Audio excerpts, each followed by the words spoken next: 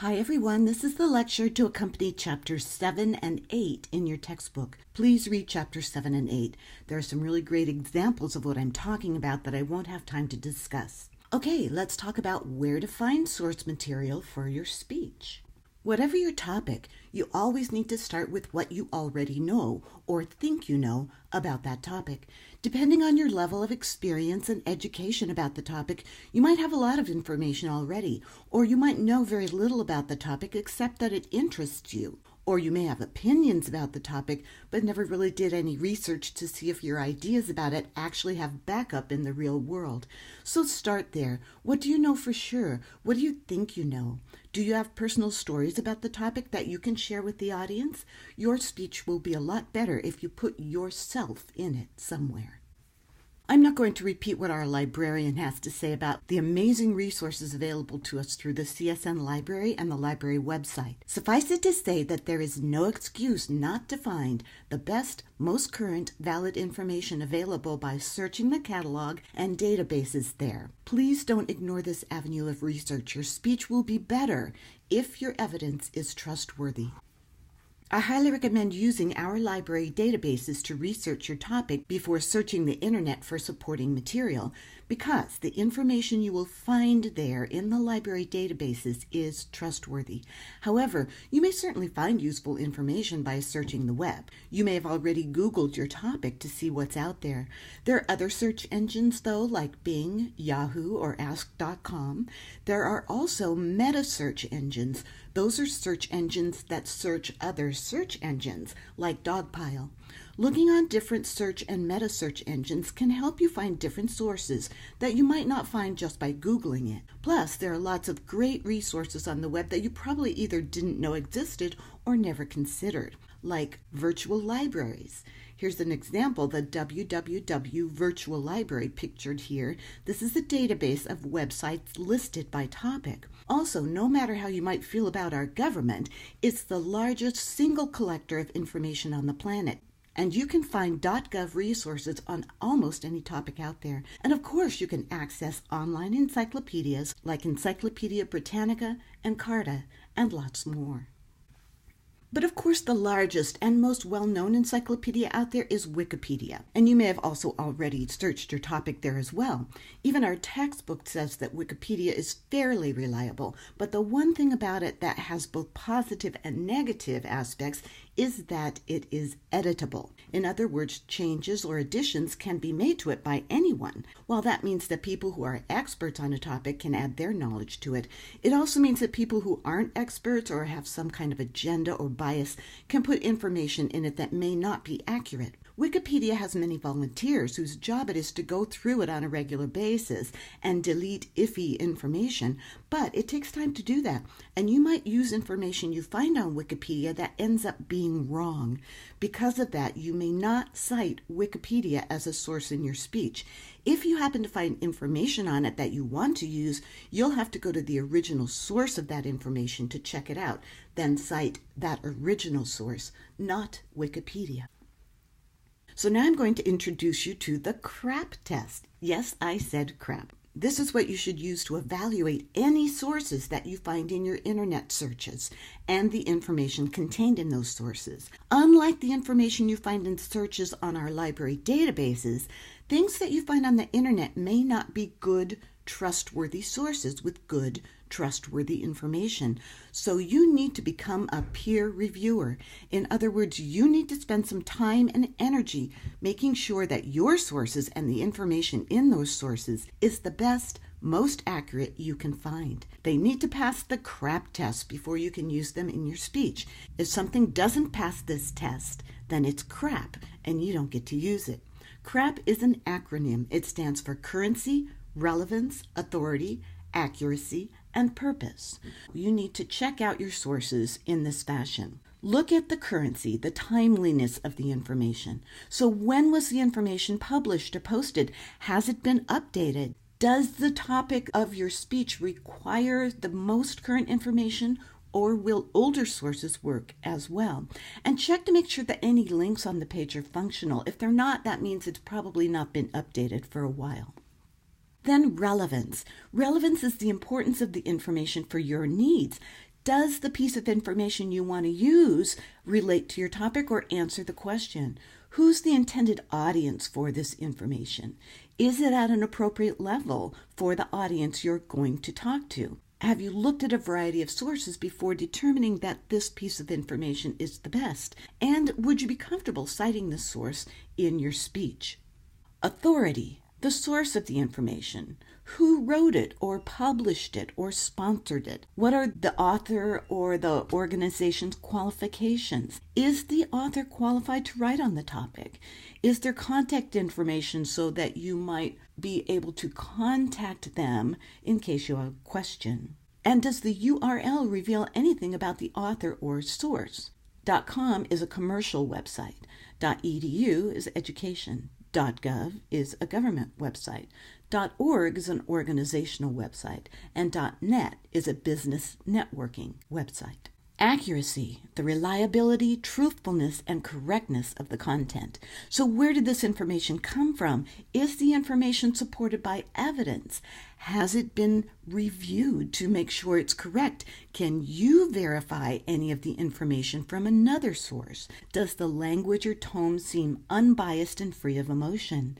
And are there spelling, grammar, or typographical errors? So look at all that to determine if the information is accurate. And if you really can't tell, you might need to do some more research to check it out.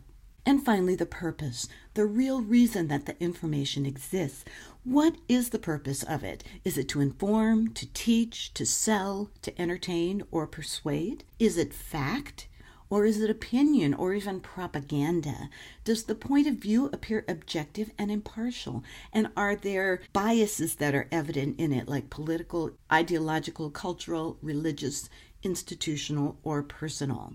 So you really have to check to see if this is good, solid, accurate, unbiased information. When we think of research, we often think of just going to the library or searching online, but sometimes the best sources are actual humans. Depending on your topic, you might be able to talk to individuals with specific knowledge and experience. They can add depth and interest to your speech. For example, if your topic is about Nevada's water issues, you could talk to someone from the water district who might have some insight. Or if you're discussing transportation issues, someone from the Regional Transportation Authority might be a good source. If you decide to approach someone, please be courteous. Send an email or make a phone call explaining that you're doing research for a speech, and make a polite request for an interview. Most experts are only too happy to talk about their areas of interest. If it's logistically impossible for them to meet with you face-to-face, they may be willing to answer questions through email or phone. Make sure you've got a list of questions ready for them. Don't just wing it, and don't ask questions that would be easily answered by looking it up on the internet. You want that person's unique perspective, experience, and knowledge. Be polite and courteous. Their time is probably important, so be sure to thank them for spending it with you. No matter where or how you get your information, be sure to give yourself enough time to carefully prepare. Think about the places you might be able to find information on your topic. And as you research, keep careful track of the sources that you find. It's easy when you're researching to find information, copy it down, but forget to get the bibliographical information you're going to need for your reference page. Then it can be very difficult to go back and try to find it again. So always make sure you get the author, title, and other information that you need. Make sure you keep the bibliographical information together with the actual information that you gather from that source, so you know who said what, since you're going to need to cite those sources in your speech. Okay, now that we've learned where to look for supporting material and evidence, let's move on to Chapter 8 and talk about what you're looking for in these sources. There are basically 3 kinds of supporting material you'll need to use in your speeches: examples, statistics, and testimony. So let's look at each one individually. Examples are specific instances of things or events that help to define and illustrate a point you're trying to make. For instance, if you're trying to convince your audience that there are many famous Hispanics that have contributed to American art, politics, and culture, you might want to point to examples such as actors Jennifer Lopez or Salma Hayek, Supreme Court Judge Sonia Sotomayor, or fashion designer Oscar de la Renta. Referring to them like that is called brief examples. You simply point them out as examples of what you're talking about and move on. Extended examples, also known as stories or narrative, are longer and more detailed than brief examples. You'd use these when you're trying to help the audience understand or see a particular situation and how it relates to your topic.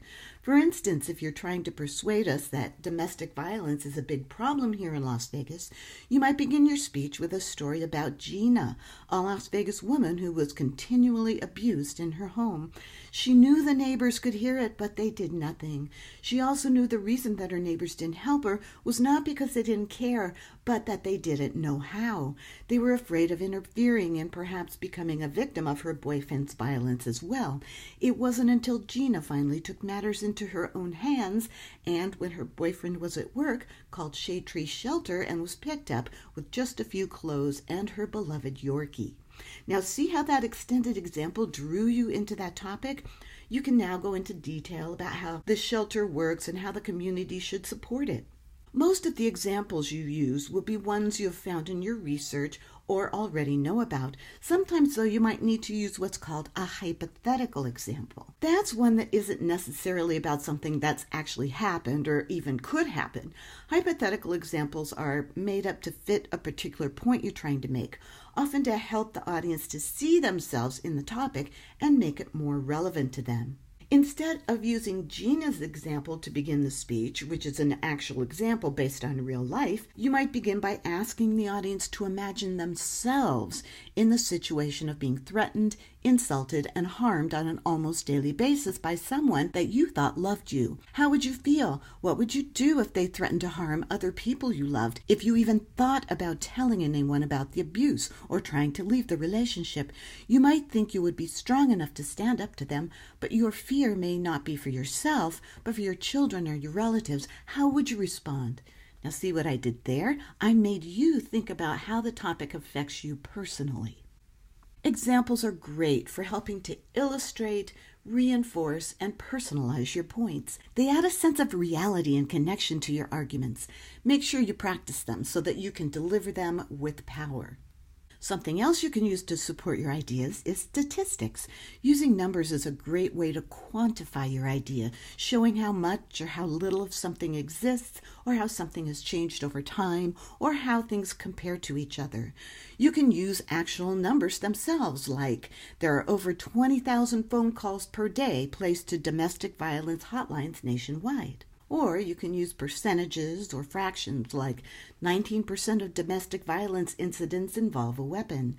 And you can discuss averages, which uses numbers to describe a central tendency, like as of February 2017, the median home price in Las Vegas is $217,800. Notice I said median. There are several different ways to describe averages, and you need to know which one you're using. The mean is the regular arithmetical average, the one you learned in grade school, where you add a list of numbers and then divide the total by the number of numbers in the list. The median is the middle number, where you list all numbers from lowest to highest and count into the middle on either side. There's also the mode, which is the most common number in a list of numbers. So as you can see, for any given list of numbers, there could be a different mean, median, and mode. So you need to know which one you're using. Statistics are good because they help us quantify ideas and make them more real and understandable for the audience, as long as you use them correctly. That means you probably shouldn't use too many of them.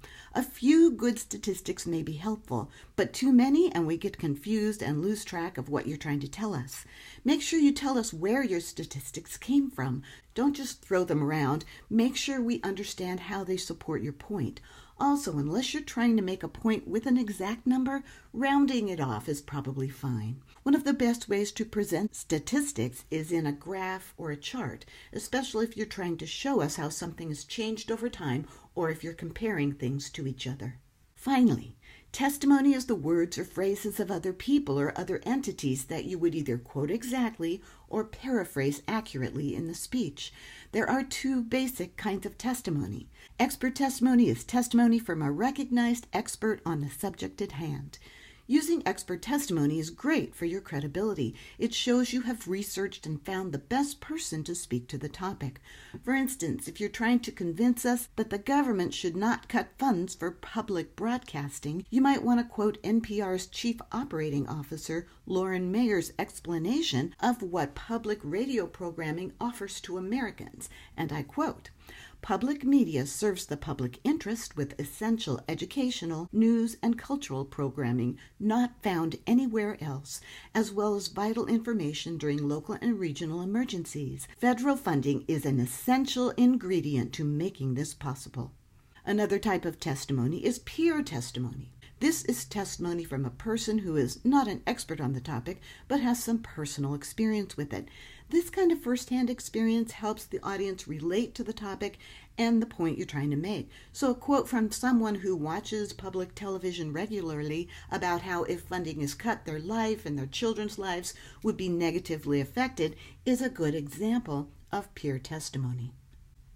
Deciding whether to quote or paraphrase depends on a few factors. You should quote or verbally present the testimony word for word when the source's words perfectly express the idea, and the quote is not too long to be effective in a public speech, which is more than a sentence or two. You don't want to be guilty of using a very large quote in a speech, as that borders on plagiarism. In that case, you might want to paraphrase or restate the source's idea in your own words. And you should use paraphrasing when the source's idea is good, but the language may be too difficult for the audience to follow, or it's too long to be effective in a public speech. So try to keep your paraphrase also to a sentence or two. Whether you decide to quote or paraphrase, you should do so accurately. Make sure what you're saying is the same thing as the idea the source was trying to get across. Make sure your sources, whether expert or peer, are qualified to speak to the topic, that the expert is an expert on your topic, not just some well-known person, and the peer is someone who has some experience with the topic. Try to get the most unbiased sources, people who don't necessarily have an agenda or an axe to grind. And whether you quote or paraphrase, you must always identify the source of the information. Changing the source's words doesn't make it your idea, so tell us who came up with the idea originally. Which leads me to how to cite sources verbally when you're delivering your speech. Generally, you want to tell us this information: the title of the article, who wrote or published the article, the qualifications of the author if he or she is not immediately recognizable, and the date that the article was published. Here's an example. This is a verbal citation, what you might actually say in a speech about the devastation caused by earthquakes. Kenneth Chang, science reporter for the New York Times, reported in the paper's March 13, 2013 issue that the 2011 quake in Japan widened the country by 13 feet. It also tilted the Earth's axis and shortened the day by a couple millionths of a second. The part highlighted in red type here is the citation, and the black type is a paraphrase of what the author said in the article. It's usually a good idea to tell us the citation first, then the information after. You can say things like according to or so-and-so has said, or other things like that. Okay, now you're ready to find and use outside sources in your speeches. This is the end of the lecture on Chapters 7 and 8.